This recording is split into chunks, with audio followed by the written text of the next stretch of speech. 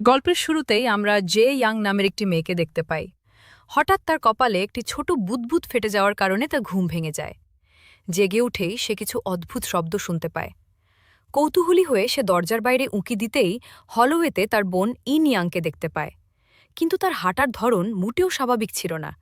সে খুঁড়িয়ে খুঁড়িয়ে হাঁটছিল এবং একই জায়গায় গোল হয়ে ঘুরছিল। দূর থেকে এই দৃশ্যটি ছিল অত্যন্ত ভয়ঙ্কর। জে ইয়াং প্রচণ্ড ভয় পেয়ে যায়। তার মনে হচ্ছিল এটি কোনো শয়তান বা অশরীরী কিছু। নিজের বোন হওয়া সত্ত্বেও সে কোনো স্বস্তি পাচ্ছিল না। হঠাৎ সেই সত্তাটি জে ইয়াংয়ের ওপর ঝাঁপিয়ে পড়ে, তার গলা টিপে ধরে এবং এক অদ্ভুত হাড়হিম করা হাসি হাসতে থাকে। জে ইয়াং যন্ত্রণায় ছটফট করতে থাকে, আর ঠিক তখনই ধর্মর করে তার ঘুম ভেঙে যায়। সে বুঝতে পারে এতক্ষণ সে একটি ভয়ানক দুঃস্বপ্ন। এরপর আমরা জানতে পারি যে জে ইয়াং একটি সুপার ন্যাচারাল ক্লাবের সদস্য। সে তার বন্ধুদের সাথে ভিডিও কলে কথা বলে, যাদের লিডার হল জিহো। জিহো একটি ইউটিউব কন্টেস্ট বা প্রতিযোগিতা নিয়ে খুব উত্তেজিত, যেখানে বিজয়ীর জন্য রয়েছে বিশাল অঙ্কের পুরস্কার। তাদের পরিকল্পনা হল তারা একটি নকল বা ফেক হরর ডকুমেন্টারি বানাবে। সেখানে তারা একটি বিপজ্জনক রিচুয়াল বা তান্ত্রিক আচারের নাটক করবে এবং আত্মাকে ডাকার ভান করবে। এর জন্য তারা এমন একটি পরিত্যক্ত বিল্ডিং বেছে নেয় যা স্থানীয়দের কাছে ইতিমধ্যেই অভিশপ্ত বলে পরিচিত। বলা হয় সেখানে যে একবার যায় সে আর ফিরে আসে না। বন্ধুরা প্রথমে কিছুটা ভয় পেলেও টাকার লোভে সবাই রাজি হয়ে যায়। জে ইয়াং তার সৎ বোন সিউকেও এই দলে যোগ দিতে বলে।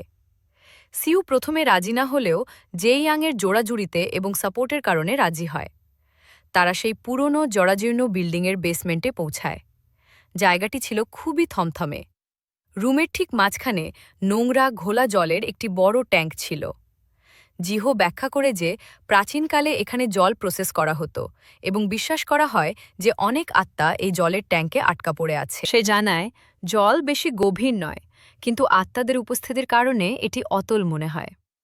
প্ল্যান অনুযায়ী ভিডিওটি নকল হওয়ার কথা ছিল, কিন্তু কাউকে না জানিয়ে জিহো সবাইকে হঠাৎ বলে বসে, আমরা ফেক ভিডিও বানানোর আগে রিচুয়ালটি সত্যিই একবার করে দেখি না কেন? যদি আমাদের ক্যামেরা সত্যিই কোনো ভূত ধরে ফেলে, তবে তো আমরা এমনিতেই জিতে যাব। আর যদি ব্যর্থ হই, তবে আগের প্ল্যান মতো ফেক ভিডিও বানাবো।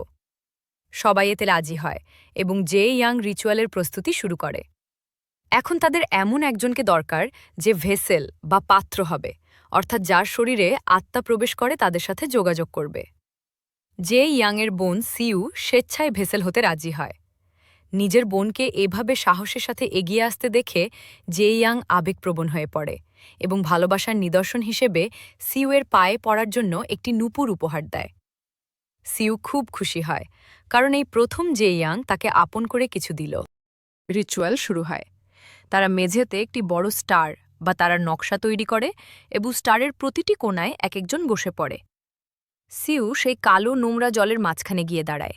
জে ইয়াং শক্ত করে একটি কাগজের ঠোঙা দিয়ে সিউয়ের মুখ ঢেকে দেয়। এরপর সবাই ট্যাঙ্ক থেকে এক বাটি জল নিয়ে নিজেদের সামনে রাখে। এই রিচুয়ালের নিয়ম খুবই কঠোর। রিচুয়াল শেষ করতে হলে যে আত্মাকে তারা ডেকেছে তাকে বলতে হবে, দয়া করে চলে যাও। শুধুমাত্র তখনই তারা সিউয়ের মুখের ঠোঙাটি সরাতে পারবে। এর আগে কেউ রিচুয়ালের বৃত্তের বাইরে যেতে পারবে না। প্রথমে কিছুই ঘটে না। সবাই বিরক্ত হয়ে ভাবতে শুরু করে যে রিচুয়ালটি ব্যর্থ হয়েছে। কিন্তু ঠিক তখনই একটি বুদবুদ সিউয়ের মাথায় আঘাত করে। হঠাৎ পুরো রুমে ধূপধাপ শব্দ প্রতিধ্বনিত হতে থাকে।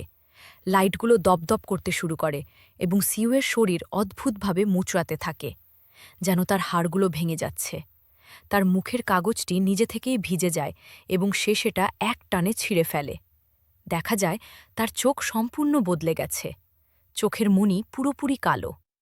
সে পজেসড বা আত্মা দ্বারা আচ্ছন্ন হয়েছে। সে অদ্ভুতভাবে হাত তুলে একে একে সবার দিকে নির্দেশ করতে থাকে। সিউ যেই কথাগুলো বলছিল তা ছিল তাদের সেই প্রশ্নগুলোর উল্টো উত্তর, যা তারা কাগজে লিখে জলের ট্যাঙ্কে রেখেছিল। প্রতিটি প্রশ্নের উত্তর হয় সঠিক বা ভুল ছিল। জে ইয়াং এবং জিহো সঠিক উত্তর পেয়েছিল, কিন্তু অন্য দুজনের উত্তর ভুল ছিল এবং তাদের উত্তরের কাগজে কেবল একটি ফুলের ছবি ছিল। সিউ যখন অদ্ভুত ভুতুরে কণ্ঠে কথা বলতে শুরু করে, জে ইয়াংয়ের শ্বাস আটকে আসে। সিউ গুনতে শুরু করে, 662, 666, 646 এবং যেই সে 666তে পৌঁছায় সে ভয়ঙ্কর চিৎকার করে এবং চিনি নামের মেয়েকে আক্রমণ করার চেষ্টা করে। কিন্তু অদ্ভুতভাবে সে ট্যাঙ্ক থেকে বের হতে পারছিল না, যেন জলের নিচে থেকে কেউ তার পা ধরে রেখেছে। হঠাৎ আলো নিভে যায় এবং ঘুটঘুটে অন্ধকার নেমে আসে। জিহো যখন তার ক্যামেরার নাইট ভিশন চালু করে সে দেখে সিউ জলের মধ্যে দিয়ে খুঁড়িয়ে খুঁড়িয়ে হাঁটছে, ঠিক যেমনটা জে ইয়াং তার দুঃস্বপ্নে ইন ইয়াংকে দেখেছিল। সিউয়ের অবস্থা দেখে বাকিরা আতঙ্কিত হয়ে তাকে বাঁচাতে ছুটে যায় এবং ট্যাঙ্ক থেকে তুলে আনে।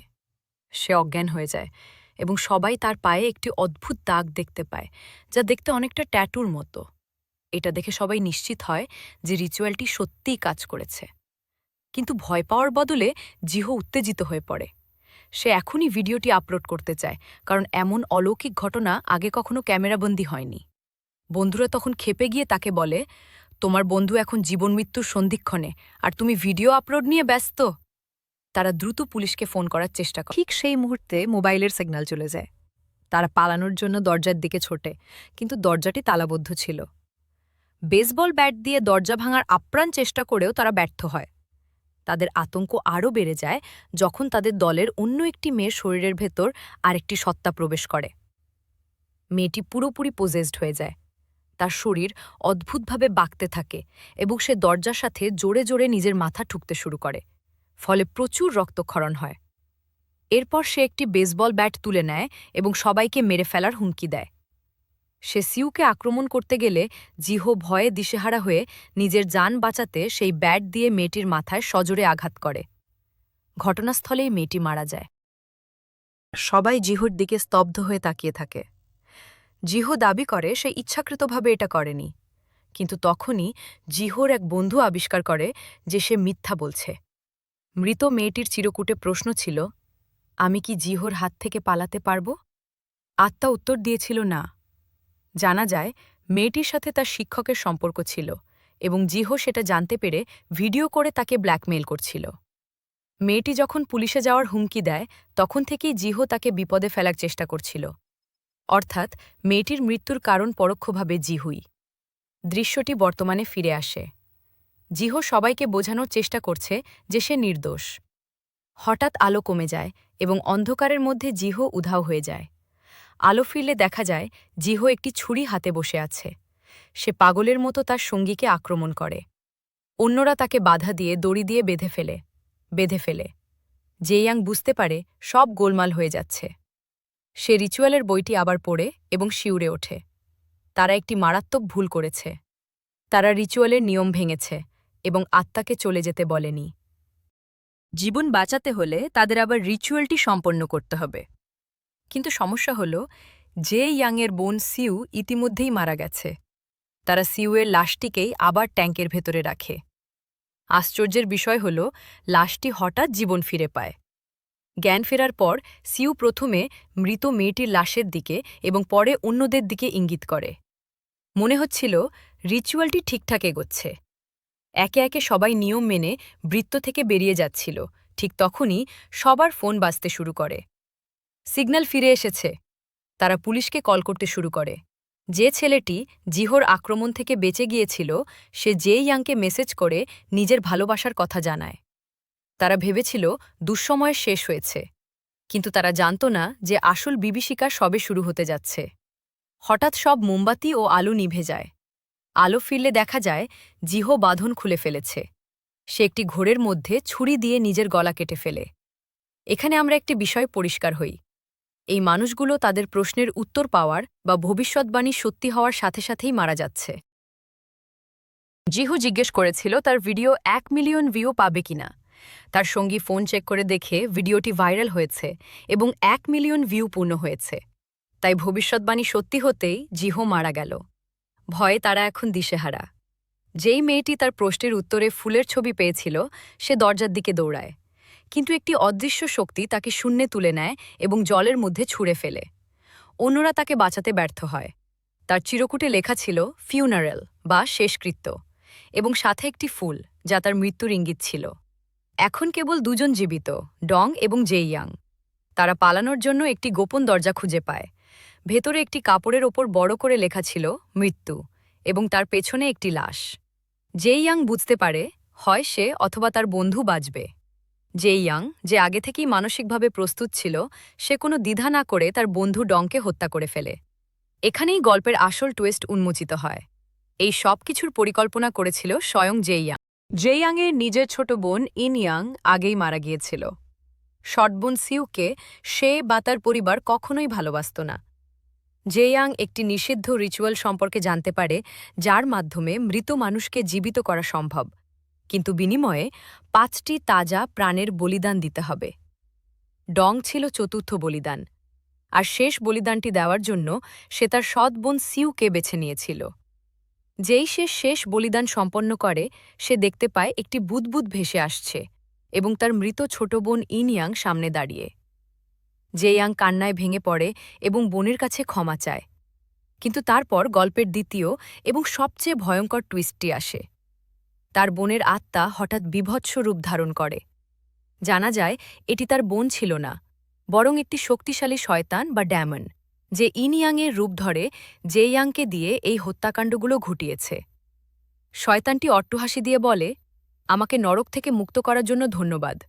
আমি শুধু অপেক্ষা করছিলাম কেউ আমার ফাঁদে পা দিয়ে রিচুয়ালটি সম্পূর্ণ করুক। শয়তানটি জে ইয়াংয়ের গলা চেপে ধরে তাকে হত্যা করে এবং তার আত্মাকে সেই জলেই বন্দি করে রাখে। মৃত্যুর ঠিক আগে আমরা জে ইয়াংয়ের রিচুয়ালের প্রশ্নটি দেখতে পাই, আমি কি আমার বোনকে আবার দেখতে পাব? উত্তর ছিল হ্যাঁ। সে ক্ষণিকের জন্য তার বোনকে, আসলে শয়তানকে, দেখেছিল, তাই ভবিষ্যৎবাণী পূর্ণ হতেই তার মৃত্যু হয়, আর এখানে মুভিটি শেষ হয়ে যায়। তো বন্ধুরা, আজকে মুভি গল্পটি কেমন লাগলো? ভালো লাগলে একটি লাইক করে দেবেন। আরও এরকম মুভি গল্প পেতে চ্যানেলটি সাবস্ক্রাইব করে আমাদের পাশে থাকবেন। দেখা হচ্ছে পরে ভিডিওতে। ততক্ষণ ভালো থাকবেন। টাটা।